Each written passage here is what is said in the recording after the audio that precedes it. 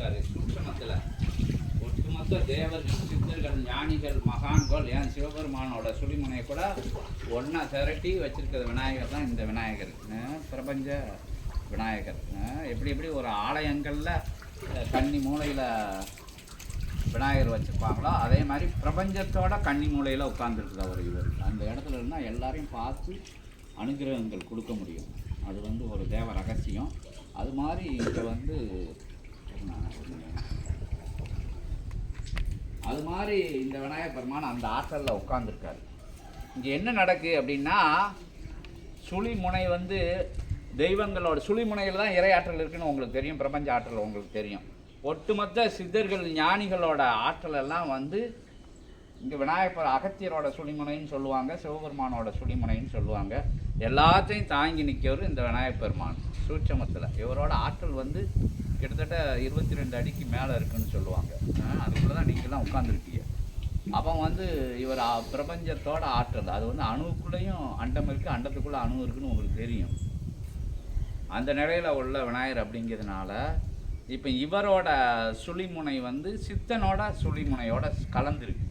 அப்போ நீங்கள் சித்தனோட வளம் வரும்போது இயல்பில், அதாவது இகலோகத்தில், இந்த லோகத்தில், இந்த யுகத்தில், இந்த லோகத்தில் வந்து உயிரோடு இருக்கக்கூடியவங்க தான் வாழும் குருன்னு கேள்விப்பட்டிருப்பீங்களா நீங்கள்? அப்போ வந்து உயிரோடு இருக்கணும். எல்லாருக்கும் ஒரு குரு வந்து உயிரோடு இருக்கணும். சூட்சமத்தில் இறைவன் இருக்கலாம், தேவர்கள் சித்தர்கள் எல்லாரும் இருந்தாலும் வாழக்கூடிய ஒரு குருவால்தான் உபதேசம் கொடுக்க முடியும், தொட்டு காமிக்க முடியும். இதுதான் கடவுள் அப்படின்னு தொட்டு காமிக்க முடியும். அந்த ஆற்றல் வாழும் குருவுக்கு தான் உண்டு. அப்போ அந்த வாழும் குருவுக்குள்ளே இவரோட சுழி முனை இவரே போய் உட்கார்ந்துக்கிடாது. அதான் சித்தன்னா சபை, சபை தான் சித்தன்னு இங்கே சித்தாந்தம்.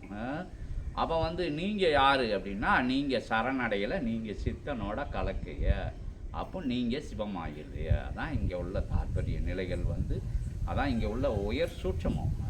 அதுக்கு என்ன இருக்குன்னா, தன்னை இழக்கணும். தன்னை இழக்கணும்னா இப்படி காவி கட்டிட்டு காட்டுக்குள்ளே ஓடிடணுமா, எல்லாத்தையும் விட்டுட்டு போயிடணுமா, அதெல்லாம் கிடையாது. எல்லாம் செஞ்சுக்கோங்க, பிஸ்னஸ் பண்ணுங்கள், எல்லாம் பண்ணுங்கள்.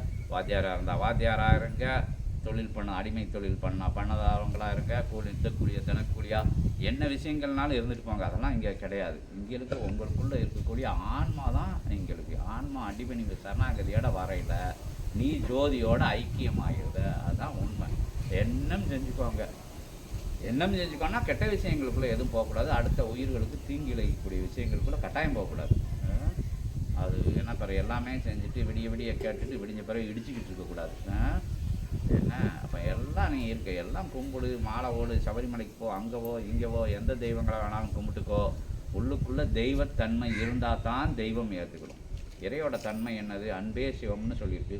அன்புக்குள்ளே அனைத்தும் சங்கமம். என்ன மன்னித்தல், காத்தல், அருளல், விலகி செல்லுதல் எல்லாமே வந்து அன்பு அப்படிங்கிற பெரிய வார்த்தை. அது வந்து எல்லாரும் அதை உபயோகப்படுத்தலாம், எல்லாரும் அதை அனுபவிக்கலாம். ஏன்னா அதுக்கு வந்து ஏற்ற இறக்கங்கள் இந்த ஆள் தான் அனுபவிக்கணும் கிடையாது. அன்பை வந்து சரி அவங்க கேட்க மாட்டாங்க, ஆனால் ஒரு சின்ன உயிரினத்துக்கு மேலே காமிங்க. இப்போ உங்கள் வீட்டுக்காரங்க பார்க்கலைன்னா பக்கத்து வீட்டுக்காரங்கிட்ட அந்த சின்ன பிள்ளைய மேலே அந்த அன்பை கொடுங்க. வயசாச்சு என்ன எங்கள் வீட்டில் யாரும் மதிக்க மாட்டேங்கன்னா, நீங்கள் பக்கத்தில் உலகத்தில் எத்தனையோ ஜீவராசிகள் இருக்குது, அவங்ககிட்ட உங்கள் அன்பை பகிர்ந்துக்கோங்க. அன்பை பகிர்றதுக்கு வந்து உங்களுக்கு வந்து எந்த தடையும் கிடையாது. உறக்கத்தில் கூட அன்பை பகிர்ந்துக்கிட்டு இருக்கலாம், ஃபோன் மூலியமாக அன்பை பகிர்ந்துக்கலாம். அன்பு வந்து எல்லாத்துக்கும் இங்கே ஆயுதமே அன்பு தான் சொல்லியிருக்காங்க சித்த சபையில். அன்பு இல்லைன்னா இங்கே ஒன்றுமே கிடையாது. இத்தனை பேர் வரமாட்டாங்க, அங்கங்கே சரணாகதியோட நிற்க மாட்டாங்க. இங்கே வேற, இங்கே உனக்கு கொடுக்கும், ஆனால் நீ கொடுன்னா உன்னைய கொடுன்னு கேட்குறேன்னா, உன்னோடைய நான்கிற விஷயத்தை கொடு, உன்னோட ஆணவத்தை கொடு.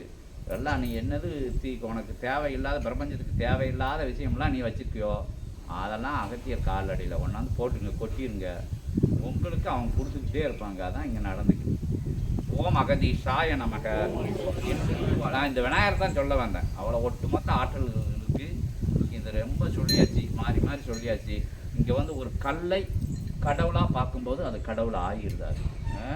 ஒரு பொருளை வந்து ஆற்றலாக பார்க்கும்போது அந்த பொருள் வந்து ஆற்றல் ஆகிடுது. ஞானிகள் மகான்கள்லாம் கல்லை பேச வச்சுருக்காங்க, கல்லை கரும்பு இங்கே வச்சுருக்காங்க.